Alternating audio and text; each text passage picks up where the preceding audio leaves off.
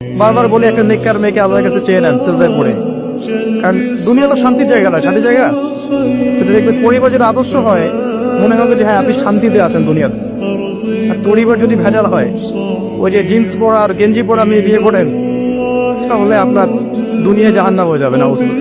আল্লাহ পাক তো এভাবে বলেছেন, যখন একজন মানুষ মনে মনে আমাকে ডাকে আমিও মনে মনে ওকে স্মরণ করি।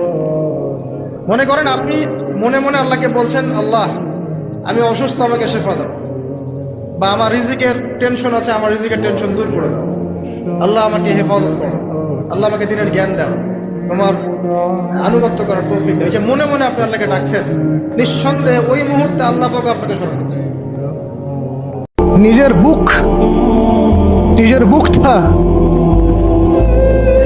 বুকটা নবী সাল্লাল্লাহু আলাইহি ওয়াসাল্লামের সামনে এইভাবে দিয়ে দিয়েছেন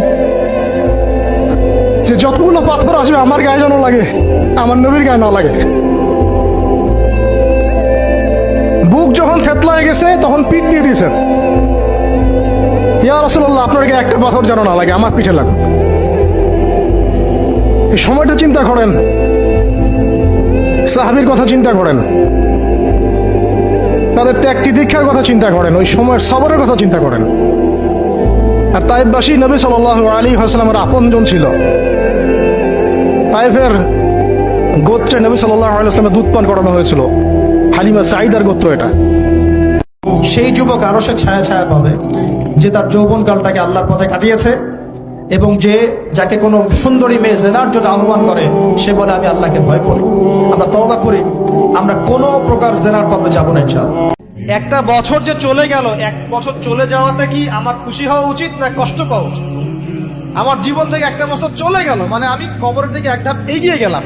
এখন এগিয়ে যাওয়ার খুশিতে আপনি আজকে উৎসব পালন করছেন। আস্তাগফিরুল্লাহ, কি বুদ্ধি মাথায় দেখেন।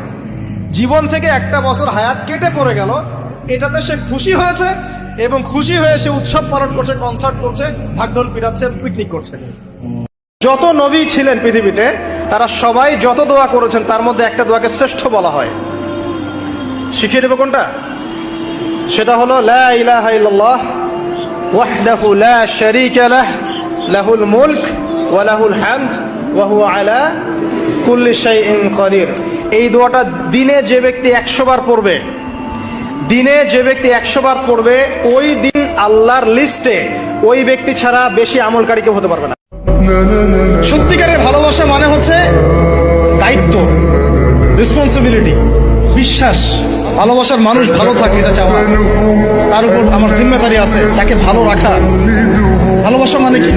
স্বার্থ ত্যাগ করে তার স্বার্থ দেখা। যুবক বয়সের ইবাদতের এত মূল্য আল্লাহর কাছে, এত মূল্য যে এই সময়টাতে মানুষ যা ইচ্ছা তাই করতে পারত। যুবক শ্রেণী আল্লাহকে ভয় করে, তার রাসূলকে ভালোবেসে, রাসূলের সুন্নাহগুলোর উপর আমল করলে, নামাজ পড়লে, রোজা রাখলে, তাহাজ্জুদ পড়লে, জিকির করলে, সৎ কাজের আদেশ করলে, অসৎ কাজে নিষেধ করলে, জ্ঞান অর্জন করলে, তিলাওয়াত করলে, এক কথায় ন্যায়ের পথে থাকলে আল্লাহ পাক অফুরন্ত নেকি পুরস্কার দিবেন ইনশাআল্লাহ। এখন ইবাদত করার সবচেয়ে সেরা মৌসুম কোনটা? যৌবনকাল। এই যৌবনকালটাকে আল্লাহর পথে বিলিয়ে দেয়া মানে পুরো যৌবনকাল জুড়ে আপনাকে আল্লাহর জন্য ইবাদত গুলো করতে হবে। পারা যাবে ইনশাআল্লাহ। এটা হলো আল্লাহর জন্য যৌবন উৎসর্গ করার ব্যাখ্যা। আলী রাদিয়াল্লাহু আনহু একটা কথা বলতেন যে পৃথিবীতে মানুষ এমন ভাবে বিচরণ করে যে মানুষ মনে করে যে পৃথিবীতে সে ছাড়া আর কিছুই নাই, আর পৃথিবী থেকে মানুষ এমন ভাবে চলে যায় যে মনে হয় পৃথিবীতে সে কখনো ছিলই না। কত গভীর কথা চিন্তা করছেন?